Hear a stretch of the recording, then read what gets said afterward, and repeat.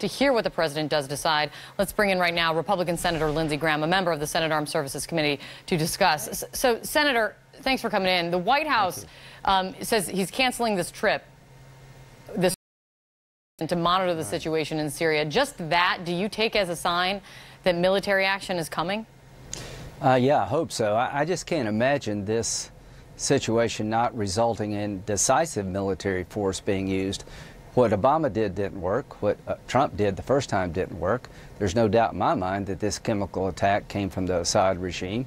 So at the end of the day, you've got to have a military response that destroys Assad's capability to do it yet again.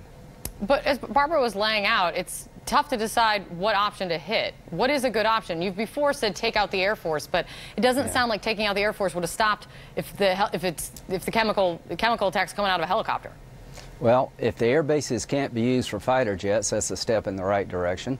I would go after all the infrastructure around his air capability. I would hit his intelligence services, who are complicit in war crimes. I would make Assad a target because I think he's a war criminal.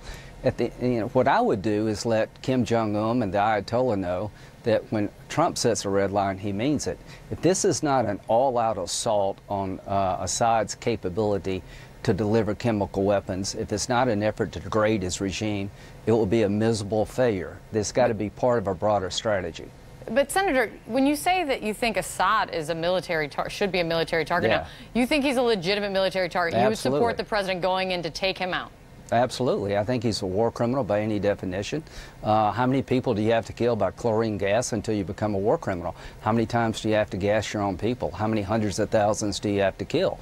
Yeah, he's a definite legitimate target. Here's what I think. But is anything then short of regime change going to be acceptable to you now? Well, my goal is to give Syria back to the Syrian people, not the Iranians. There's three things we got to avoid in Syria. Damascus falling into the hands of the Iranians. That'll create a land bridge from Tehran to Beirut. Weapons from Damascus into Lebanon, which is a nightmare for Israel. We can't let ISIS come back, so that's why we need to leave troops in Syria working with coalition partners. And the last thing, the way we handle this situation has to be a strong message to other bad actors like North Korea and Iran. So, because we don't know what the president is going to decide, we don't know. Have you spoken to him, by the way, since the chemical attack?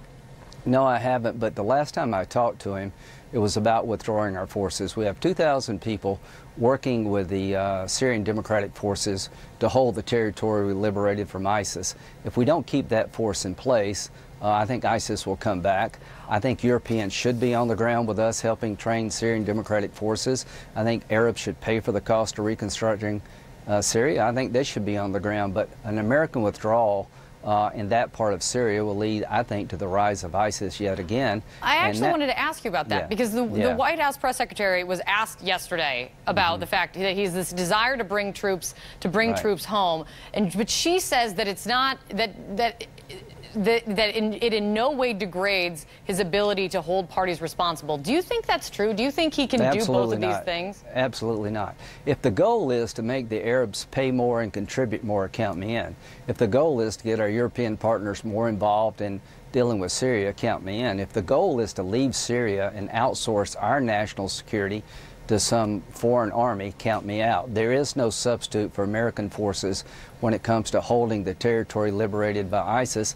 And you have to believe that ISIS is no threat to the United States. You'd have to believe that Iran dominating Syria doesn't matter to the United States. I reject both of those concepts. So we got to do two things. We got to hold the territory that we've liberated when Sarah Sanders ISIS. says that you can do both of these things, you say that she is wrong. That the White House stance is that his desire to pull everybody out and also hold people accountable is not possible.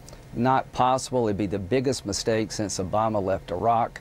How many times do we have to learn the same lesson? If you leave too soon, you're going to regret it. So 2,000 troops is small compared to what we've had in Iraq, Afghanistan in the past. 2,000 troops can really do some good in Syria. If we pull out, there is no way we're going to hold the territory without some American involvement. And if you don't understand that Syria is crucial to regional stability and our national security, you're making a huge mistake. At this moment, we don't know how the president is going to respond. If he doesn't respond with military action, if he doesn't do that, if he says, let's go to the UN and discuss, What does that mean to you? It'd be the biggest mistake of his presidency. Good luck getting North Korea to change their behavior, because you drew a red line, whether you should or you shouldn't, you did. So Trump says he's going to pay a big price. If at the end of the day he doesn't pay a big price, then President Trump becomes like Obama, weak in the eyes of our enemies and unreliable in the eyes of our allies. So this is the most consequential decision he will make. He set aside he's going to pay a big price. That big price has to include the destruction of his air capability and putting him on the target list. Anything less, I think, is not a very big price. You've called this a defining moment for this administration, for this presidency. The way you lay it out, it sure seems like it is. Well, Senator Graham, we have a lot more to discuss, including the FBI raid of President Trump's personal attorney. You're not leaving. I've actually locked the door where you are. You cannot leave. We've got a lot to discuss. We'll be right back. We'll talk about the FBI raid and